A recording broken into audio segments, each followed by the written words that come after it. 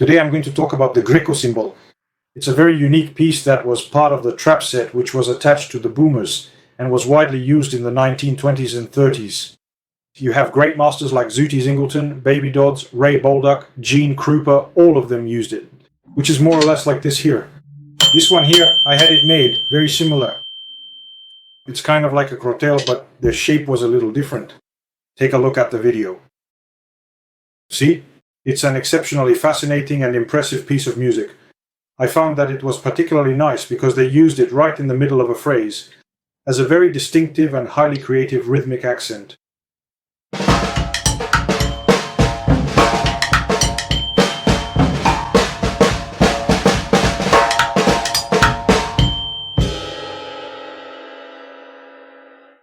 I'll leave the link below. It's a work of art by Zooty. The song is called Lenny Up, and it's by the Homer Simeon Trio. Homer Simeon was the clarinetist, Sammy Price on piano. It had a real boogie-woogie vibe, and Zooty Zingler on drums. This record is spectacular. I'll leave the link below, and I'll also include the album so you can listen to it. Because it's a work of art, it was recorded in the 1950s, and it still has that New Orleans jazz root, you know? With a mix of boogie-woogie and a big swing feel. On this record, Zooty Zingleton's drumming is a show in itself. When I met Tito Martino, my great jazz mentor, he asked me, "Hey, do you know traditional jazz?" I said, "No." So he said, "Here, go listen to this." He gave me a cassette tape, you know, back in 2004, and it had this song on it. Among others, it had Baby Dodds, Gene Krupa, Joe Atkins, Paul Barwin. I'll also leave a link down below with 2 recordings I made using the GREEKO cymbal. One of them is Drum Phaser, which I recorded in 2012, a drum solo that's pretty interesting. And the other is one of my own compositions, very atmospheric, very moody, called Gentle Waves from a Deep Ocean. So give them a listen if you want, because it's the GREEKO cymbal being used in contemporary music. So to work with the GREEKO cymbal, it's really cool. For example, in jazz, you can use it for your ride patterns, right? I'm going to play here, keeping my right hand on C minor, and the left hand does the 5th.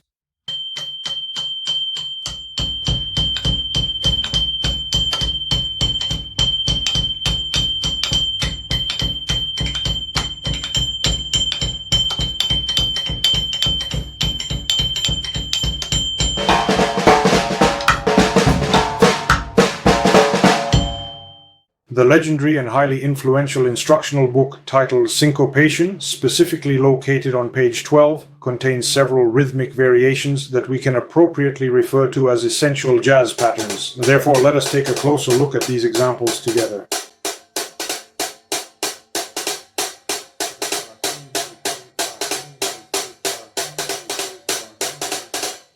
You can use it to practice this here.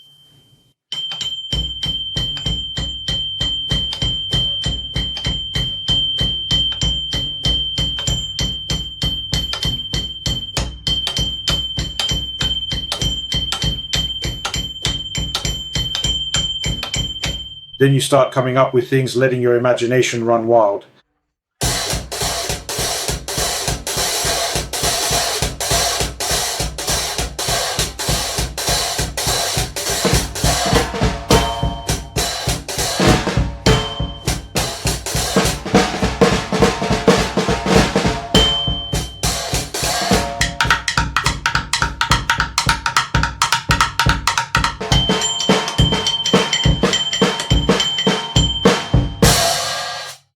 And the very first time I ever heard this distinctive and resonant bell sound was with the legendary progressive rock band Rush in their iconic song Hemispheres, where there is an incredibly intricate and atmospheric musical passage.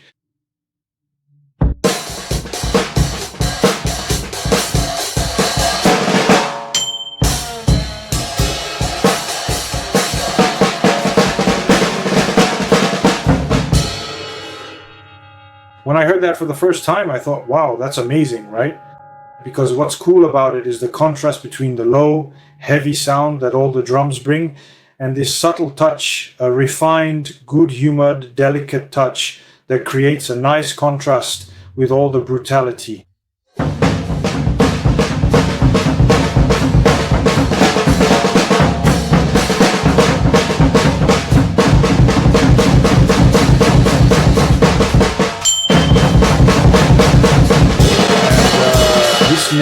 GREEKO cymbal comes from that region over there, right? Greece, Macedonia, close to Turkey as well, in a way where they already had a lot of mastery in working with the material musically. So in Gene Krupa's book, in his method, there's the GREEKO cymbal, right? He shows a picture of the drum set with all the, talking about all the parts. And the GREEKO cymbal is there. So that's it. Take care.